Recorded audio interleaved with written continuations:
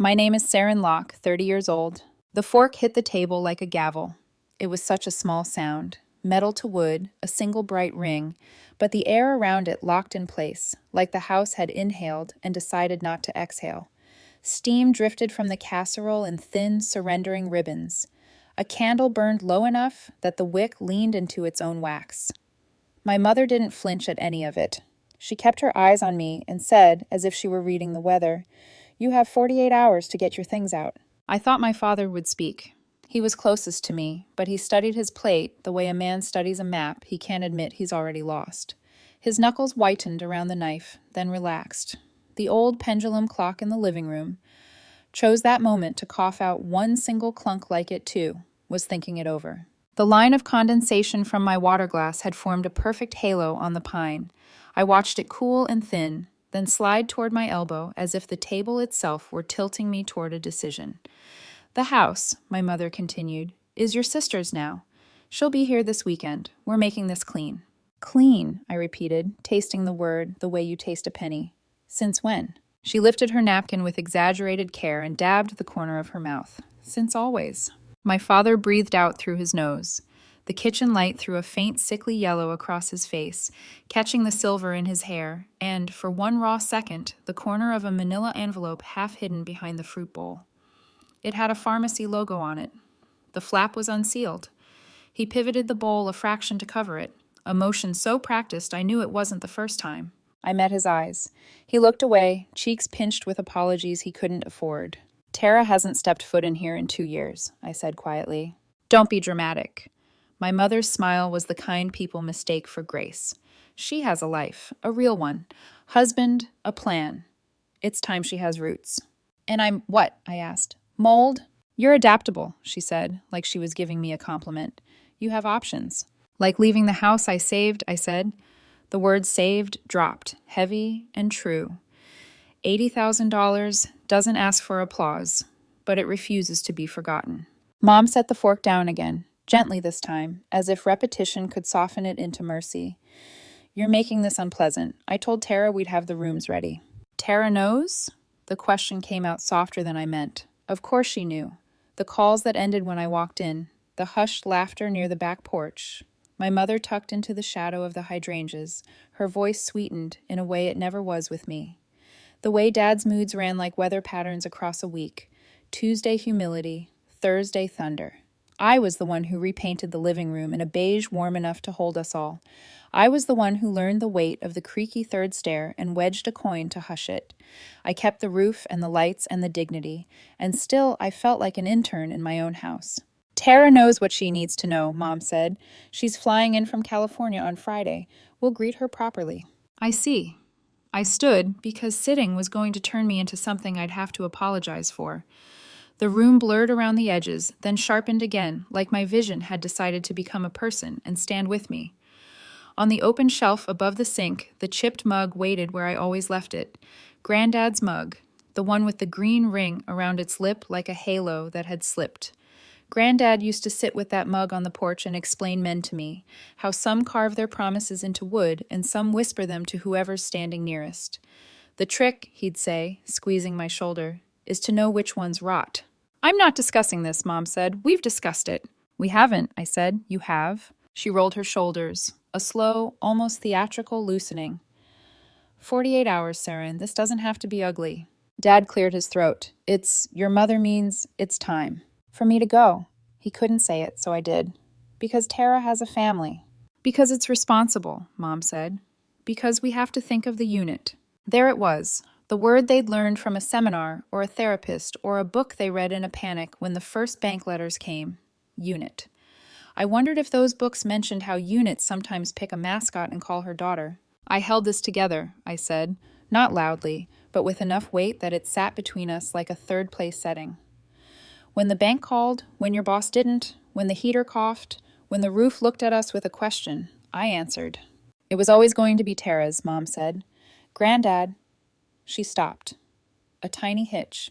A person tripping over a thought they'd been told to store in the attic. "Granddad what?" I asked. The question hung there, glinting. Dad's knife clicked against the plate. "Small sounds are so loud when you're leaving." My mother collected the plates like we were finished. Enough! You're making me out to be cruel. You don't need my help, I said. She turned to the sink and let the faucet run long enough to drown anything tender. On the porch, the sky had gone that blue that thinks it's soft until you touch it and realize it's cold. I stepped outside because my hands were shaking and I didn't want her to see it. The boards creaked the way my grandfather liked, telling you where you were and what you weighed.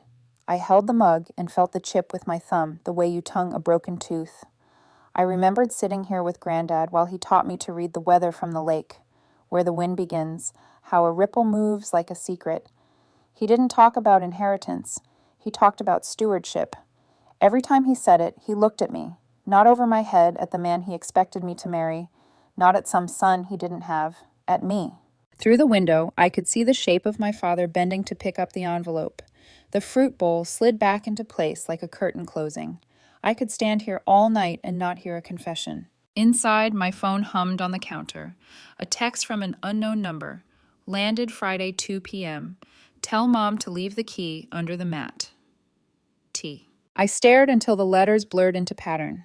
Then I took a picture of the text and filed it in a new folder called Receipts. The name made me laugh once, without humor. I opened my notes app and typed inventory/plan. My thumb hovered. I looked around the kitchen at everything I had bought, repaired, argued with. The gray curtains I'd chosen to soften the winter light, the washer humming in the basement like a faithful dog, the TV I'd mounted with a level so perfect even Dad had smiled. If I left, those things stayed. If I stayed, I became the ghost they'd tell neighbors about. I typed, "They think it's theirs. Let's show them what mine means." Dad came to the doorway and leaned there, pretending he was just resting a little. "Your mother," he started, then stopped. He tried again. "She wants what's best." "For whom?" I asked. He winced like I'd asked him to put his hand in a drawer and slam it. "You know Tara, she needs the help." He rubbed his wrist. A person cataloging aches, so he has something more manageable to confess. "Do you?" I asked. "Need the help?" He swallowed. The lines at the corners of his mouth dug in deeper. "I'll be fine." "You're not," I said, nodding toward the fruit bowl. I wasn't cruel about it. I just let the truth be a chair for him to sit in. Something shifted in his face, a brief brightening, like the moment a porch light flickers and almost decides to live. Then he stepped back. "Your mother will handle the paperwork," he said. He almost whispered the word, except whispering suggests intimacy. "Of course she will," I said. He left. People always say he walked away, but it felt more like the house took him back a few steps at a time. My phone lit again, this time with a notification from our neighborhood app, a photo of the lake at dusk. The caption asked, "What would you do if you had 48 hours to protect what mattered most?" It was someone else's post, a stranger in the same town asking a question like a dare. I took a breath and let it settle in my ribs. I wouldn't beg, I wouldn't scream, I would organize. I pulled a sticky note from the drawer and pressed it to the inside of the cabinet door where only I would see it in the morning. Call Kristen. The chipped mug went in the sink. The handle tapped porcelain, a small, honest sound. In the reflection on the dark window, I looked like someone I could follow. Upstairs, I packed slowly, listening to the house talk. Every drawer had an opinion. In the hallway, the third stair kept its secret coin and didn't complain. On my nightstand, a faded fishing lanyard held Grandpa's old key, a habit I hadn't questioned. I slipped it into my pocket without thinking. Maybe it opened a tackle box of memory. Maybe it opened nothing. Either way, it felt like the right weight to carry. When I went back down, the table was already reset, plates stacked, fork polished. My mother had restored the scene the way a stage manager resets props after a performance, ready for the next act where the understudy practices being me. I took my phone, my list, the key, and the version of my backbone that didn't need anyone else to recognize it to function. At the door, I paused with my hand on the knob. The house didn't exhale. Fine. I would. 48 hours, I said softly, to the room that thought it knew me. Let's see what we can do with that. I stepped out into the blue that looked cold and was. The next morning, the house was still and sharp, like it knew it had betrayed me and was too ashamed to creak. When I opened my eyes, for a moment I forgot. The curtains filtered the light the way I had chosen. Soft enough that mornings didn't slap me awake, warm enough that even January couldn't feel cruel. I had measured and paid for those curtains myself. That small choice had shaped the way I greeted every day here. And now I was supposed to pack them up and watch someone else inherit the softness I had bought. I rolled out of bed and stretched, my bare feet pressing into the floorboards I had sanded down last year. I still remembered the night I knelt with sandpaper, headphones on, smoothing over decades of scratches while my parents slept. Each scrape felt like erasing a scar. I told myself, this is how families heal, through work, not words. Foolish, maybe, but it kept me going. Coffee was habit. I pulled out the chipped mug. It sat heavy in my palm, just like the memory of Granddad's voice. This place will always be yours, Serin. Back then, I'd smiled politely, thinking it was just comfort for a granddaughter, worried about storms peeling shingles. But the words came back now, sharper. He hadn't said ours. He'd said yours. The hum of the refrigerator reminded me it, too, was mine. I'd bought it after the old one died 2 winters ago, right before Christmas. Dad had been laid off. Mom had said, "We'll manage," though her eyes flickered like someone cornered. I'd driven to Best Buy, handed over my card, and hauled that stainless steel giant into this kitchen while my father pretended to fiddle with the toolbox, ashamed. It wasn't just the fridge. I'd kept a ledger in my head. $80,000 into the mortgage across 3 years. Countless nights of overtime coding just to cover their bills. Paint cans, nails, new light fixtures, a rug soft enough to muffle arguments. If loyalty had a price tag, I'd already paid it. But loyalty doesn't buy you a seat at your own table. I sipped from Granddad's mug and opened my laptop. The glow lit the list I'd started. Inventory or plan. I added items as I walked through the rooms. Sofa, washer, curtains. The creaky stair didn't make the cut, though part of me wanted to unscrew it and take it too, just to prove how much of me lived inside these walls. The house looked different when you cataloged it like this. Less like a home, more like a ledger. Less sacred, more transactional. Maybe that was the only way I'd survive leaving. Around 10, the doorbell rang.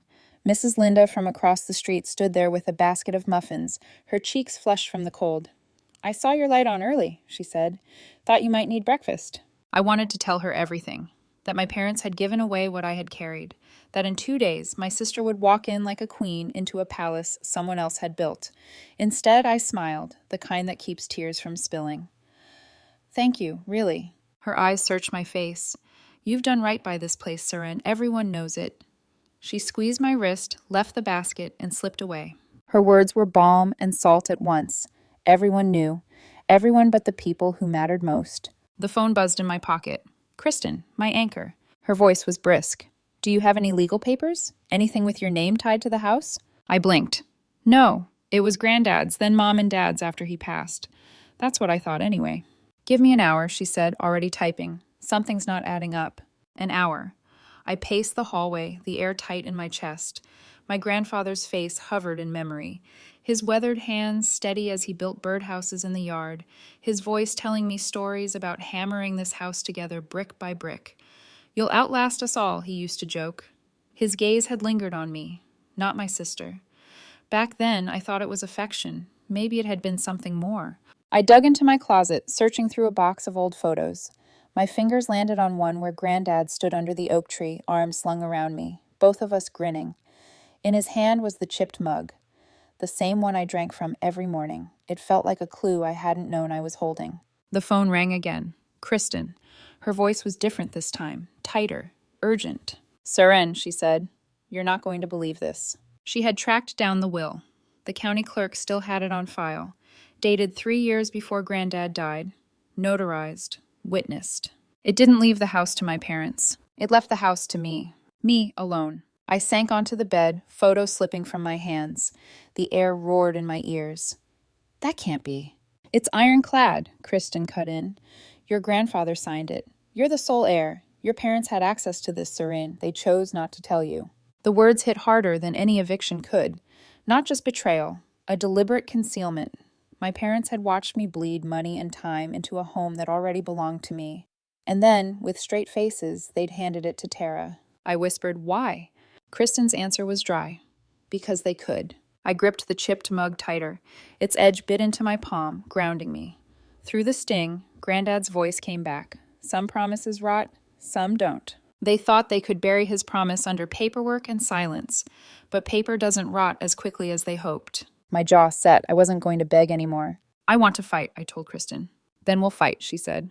The room looked different again, sharper this time. Not a ledger, not even a home, a battlefield.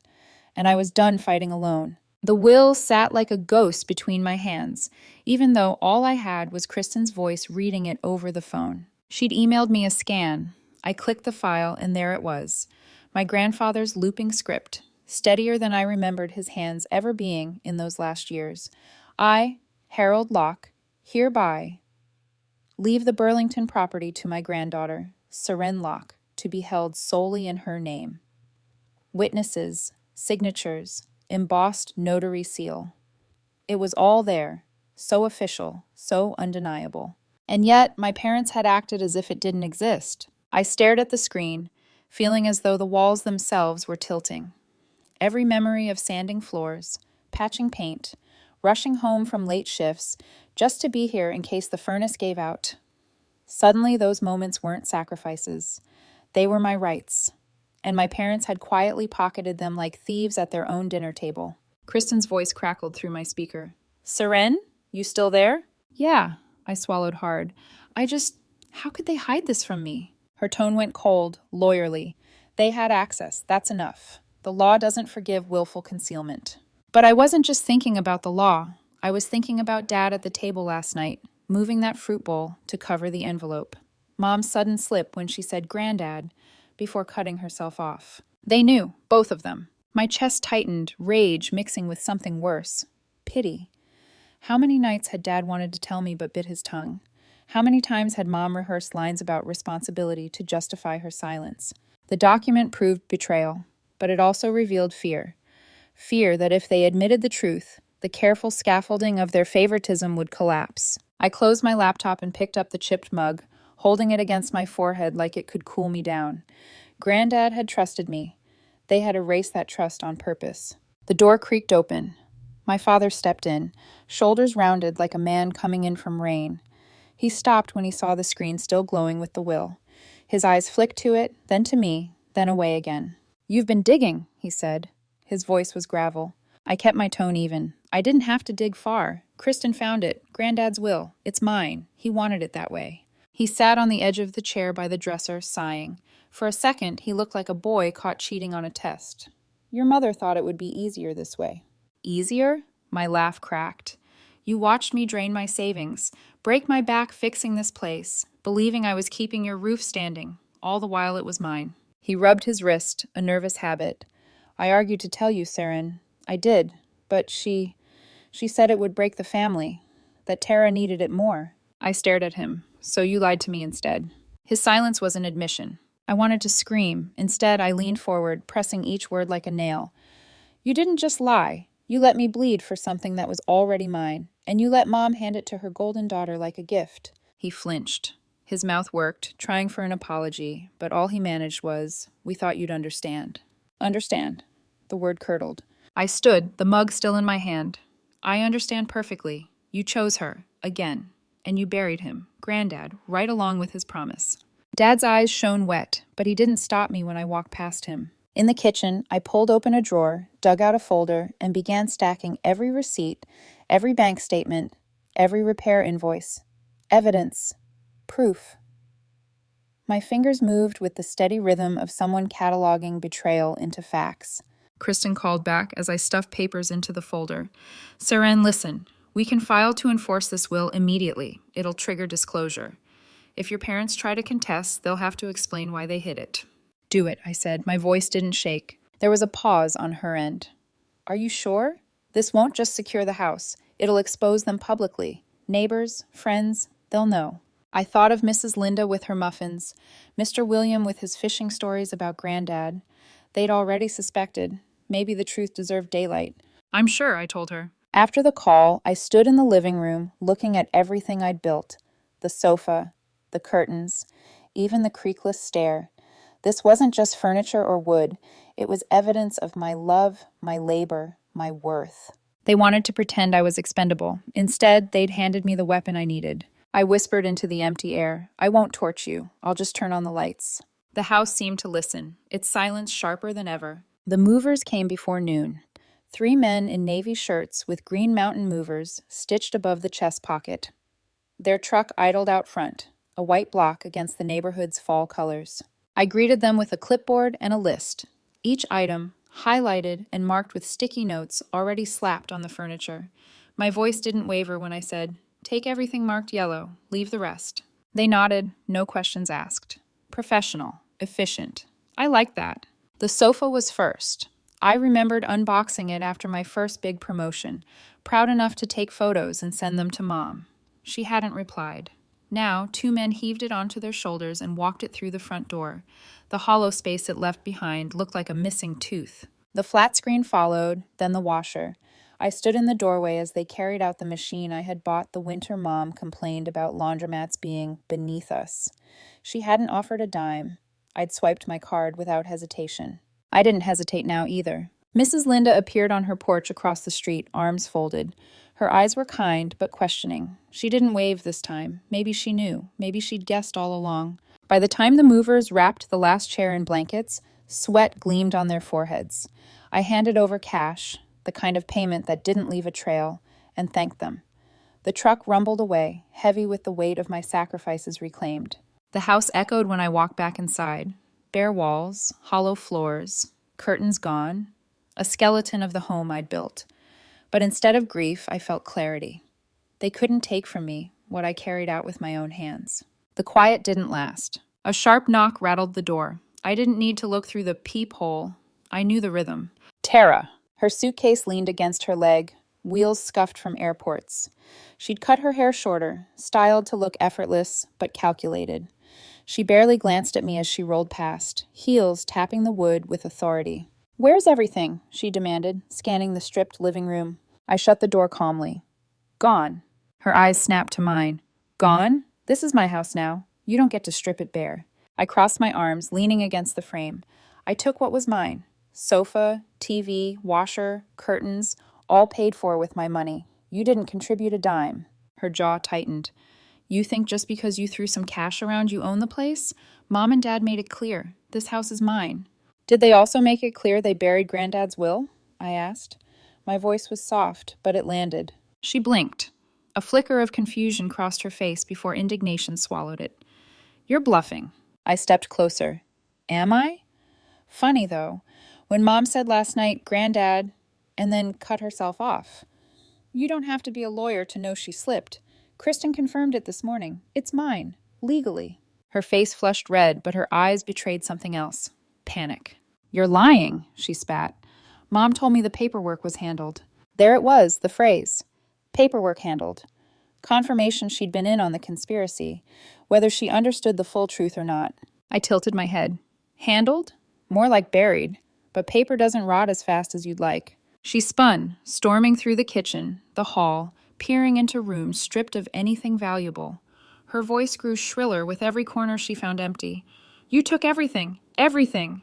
"Only what I bought," I said. She whirled on me. "You're pathetic. You think this makes you strong? Mom and Dad chose me for a reason." I didn't move. They chose wrong. The words hung in the air, heavier than the silence that followed. Her hand shook as she pulled out her phone. "I'm calling them. They'll deal with you." I shrugged, leaning casually against the wall. "Go ahead. They're not here." Confusion darted across her face, then fury. She stabbed at her phone screen, pacing as she shouted into the receiver. "Mom, it's empty! She gutted the place!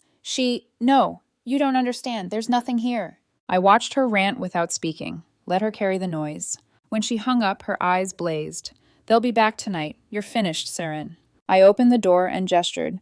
"Then I suggest you wait outside. This isn't your house to storm through." She grabbed her suitcase, muttering curses under her breath, and slammed the door so hard the frame rattled. The echo settled into the empty living room, a hollow, strange kind of music.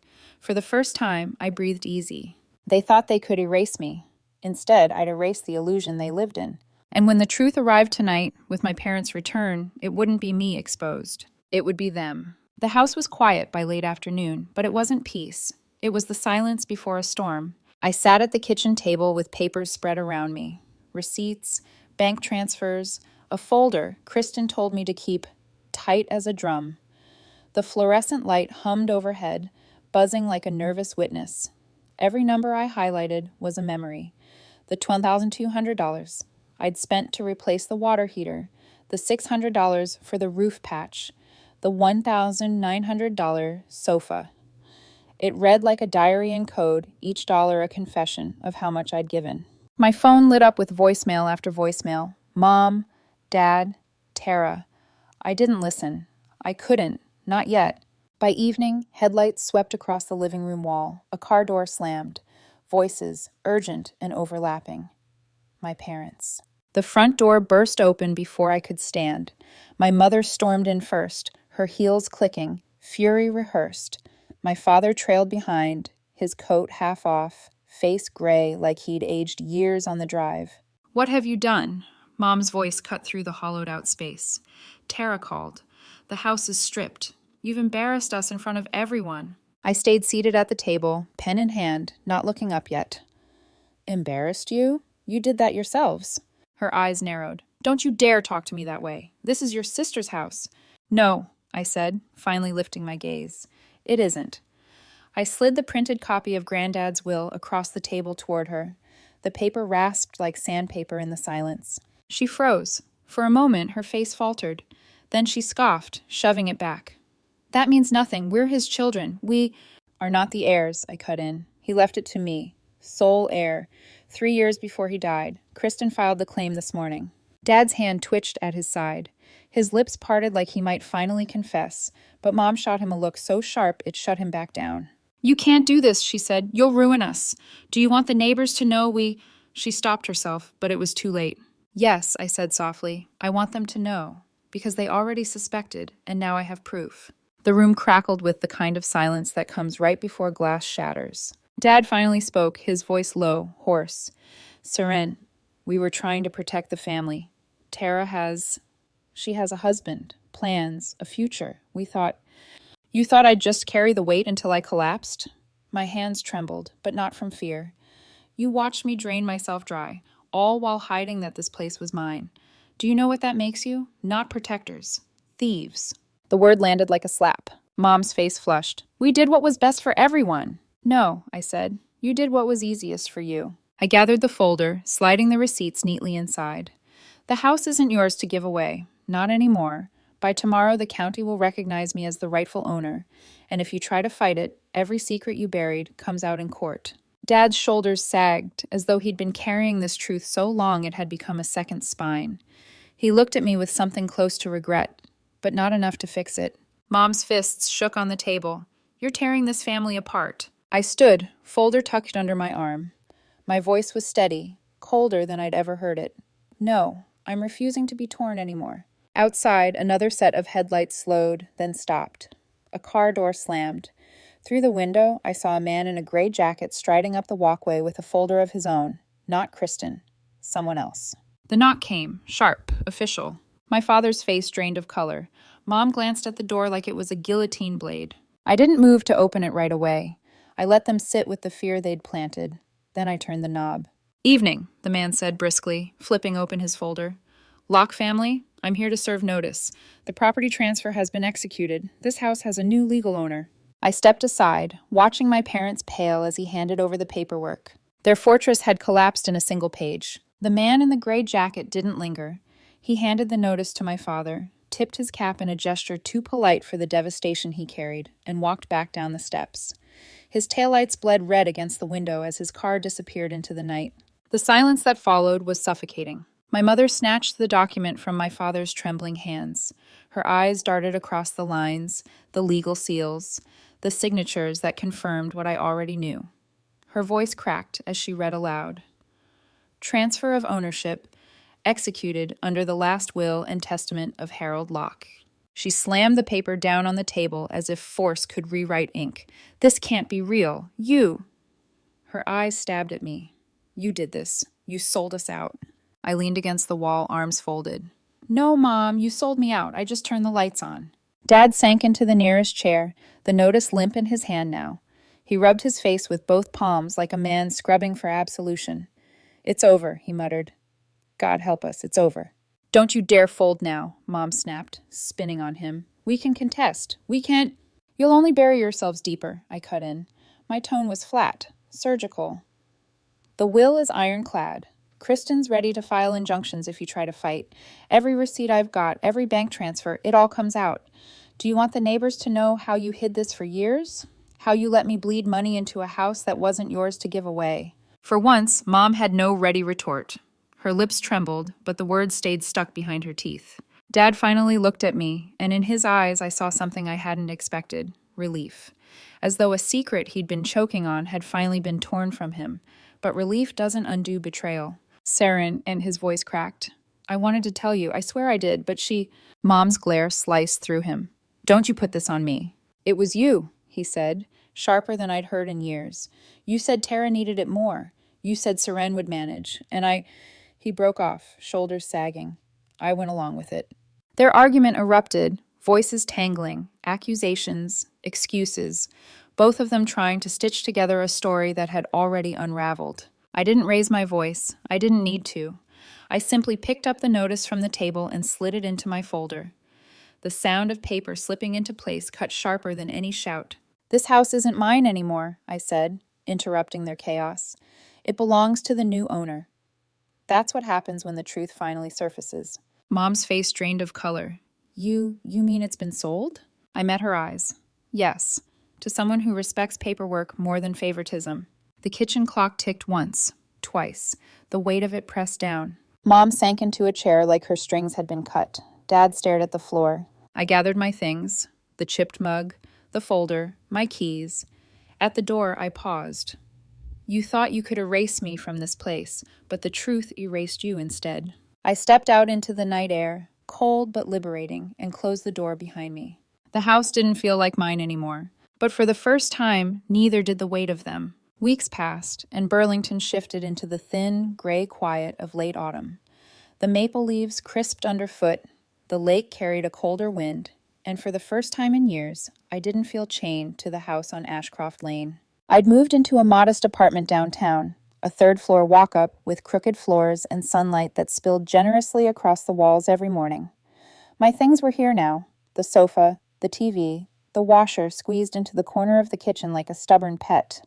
Every item I'd fought to keep was proof that I could build a life from what they tried to discard. The silence in this place was different. Not heavy, not suffocating. It was mine. Kristen came by often, always with folders tucked under her arm and a bottle of wine in her bag. She'd finalized the filings. The house sale was permanent, the paperwork unshakable. My parents had tried to challenge it, but the court's first response had gutted their chances. The judge asked, on record, why the will had been hidden. My father looked down. My mother blamed confusion. Neither held up. Word spread in Burlington faster than winter frost. Neighbors who had watched me paint, repair, carry groceries while my sister lived states away. They weren't surprised. They just shook their heads. We knew you were the one holding it together, Mrs. Linda told me when I ran into her outside the bakery. They should have known better. I heard through whispers what became of them.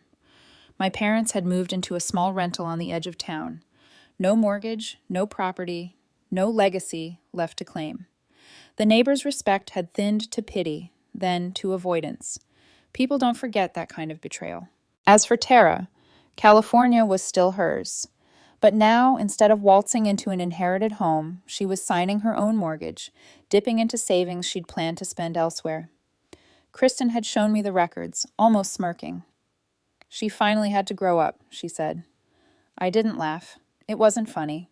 It was justice in its own cold way. One evening, after Kristen left, I dug through a small box I'd carried out of the house without thinking. Inside was Granddad's old fishing lanyard and the brass key that had swung from it. I'd kept it in my pocket that last night like it was a talisman. I turned it over in my hands now, wondering again what it opened. I found out a week later. The key fit into a little lockbox I'd tucked into my storage closet, a dusty relic I thought was empty.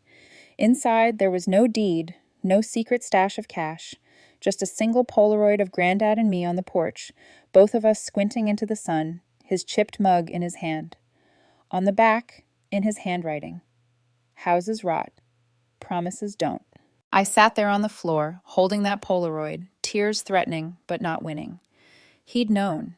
He'd trusted me, not because of money or repairs or sacrifice, but because I understood the promise beneath the wood and paint. I placed the photo in a frame on my new shelf. Next to it, I set the mug, its chip now mended with a thin seam of gold resin I'd ordered online. The crack didn't vanish. It gleamed. A reminder that broken things don't need to be hidden. They can be made beautiful if you honor the break instead of erasing it. That night, I brewed tea instead of coffee and sat by the window, watching the lake lights flicker in the distance.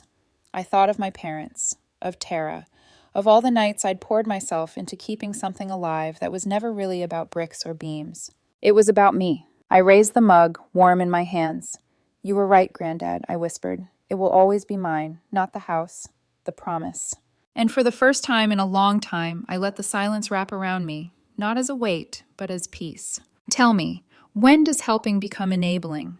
What line would you draw if it were your family? Leave a comment with your city. I want to know where this story lands.